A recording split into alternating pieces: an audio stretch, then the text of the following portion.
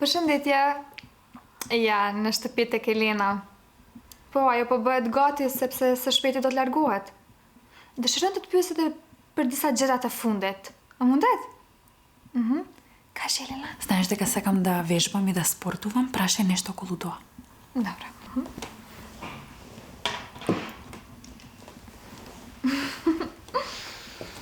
Dëgjoj.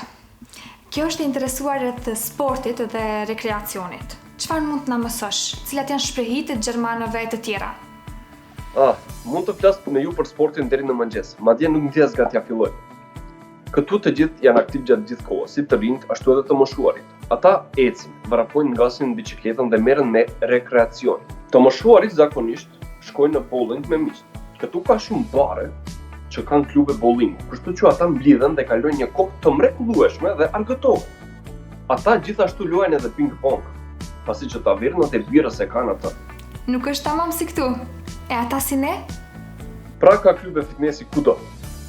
Dhe ata zakonisht kanë rrjete në të gjithë vendin, kështu që kur antarësohesh, e cila zakonisht bëhet në nivel vjetor.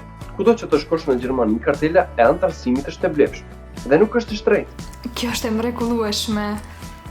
Sa për rekreacionet të tjera, ka vende të mira për jogging, për shembull parqe. Unë më shpesh i bëj jogging në mbrëmje dhe e gjitha është e shënuar dhe e ndriçuar.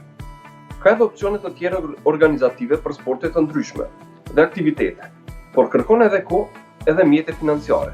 Faleminderit shumë, ishin të gjitha informacionet e vlefshme. Tani do ja përcjell më një herë Elenës. Faleminderit, dëgjohemi së shpejti prap. Tschüss! Tschüss!